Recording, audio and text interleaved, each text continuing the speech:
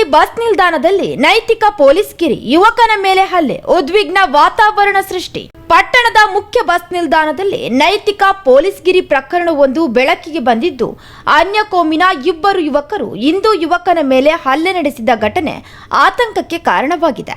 ಸಾಗರದಿಂದ ದಾಖಲೆಗೆ ಸಂಬಂಧಿತ ಕೆಲಸಕ್ಕಾಗಿ ತೀರ್ಥಹಳ್ಳಿಗೆ ಆಗಮಿಸಿದ್ದ ಯುವಕ ಆದರ್ಶ್ ಜೊತೆ ಮಹಿಳಾ ಸ್ನೇಹಿತೆ ಇಫ್ರಾ ಅವರು ಬಂದಿದ್ದರು. ಇವರಿಬ್ಬರು 2 ಗಂಟೆಗೆ ಬಸ್ ನಿಲ್ದಾಣದಲ್ಲಿದ್ದಾಗ ಅಲ್ಲಿ ಇದ್ದಂತಹ ಇಬ್ಬರು ಅನ್ಯ ಕೋಮಿನ ಯುವಕರು ಏಕಾಏಕಿ ಯುವಕರನ್ನ ಪ್ರಶ್ನಿಸಿ ನಂತರ ದೌರ್ಜನ್ಯವಾಗಿ ಹಲ್ಲೆ ನಡೆಸಿದರೆಂದು ತಿಳಿದು ಬಂದಿದೆ.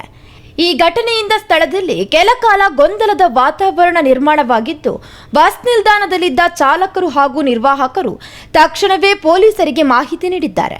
ಬಳಿಕ ಪೊಲೀಸರು ಸ್ಥಳಕ್ಕೆ ಆಗಮಿಸಿ ಪರಿಸ್ಥಿತಿಯನ್ನ ನಿಯಂತ್ರಣಕ್ಕೆ ತಂದರು. ಈ ಘಟನೆಯನ್ನ ನೈತಿಕ ಪೊಲೀಸ್ ಕಿರಿಯ ಉದಾಹರಣೆಯಾಗಿ ಪರಿಗಣಿಸಲಾಗುತ್ತಿದ್ದು, ಹಲ್ಲೆ ನಡೆಸಿದವರ ವಿರುದ್ಧ ಕಠಿಣ ಕ್ರಮ ಕೈಗೊಳ್ಳುವಂತೆ ಹಿಂದೂ ಪರ ಸಂಘಟನೆಗಳು ಆಗ್ರಹವನ್ನ ವ್ಯಕ್ತಪಡಿಸಿವೆ.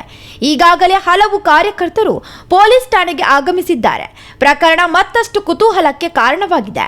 ಪೊಲೀಸರು ಪ್ರಕರಣವನ್ನು ದಾಖಲಿಸಿಕೊಂಡು ತನಿಖೆಯನ್ನ ಆರಂಭಿಸಿದ್ದು, ಘಟನೆಗೆ ಸಂಬಂಧಿಸಿದಂತೆ ಹೆಚ್ಚಿನ ಮಾಹಿತಿಯನ್ನ ಸಂಗ್ರಹಿಸುತ್ತಿದ್ದಾರೆ ಹಾಗೂ ಆರೋಪಿತ ಅಫ್ನಾನನ್ನ ಈಗಾಗಲೇ ಪೊಲೀಸರು ಬಂಧಿಸಿದ್ದು, ಇನ್ನೊಬ್ಬ ಆರೋಪಿತ ಸಿದ್ದಿಕ್ ಹುಡುಕಾಟದಲ್ಲಿದ್ದಾರೆ.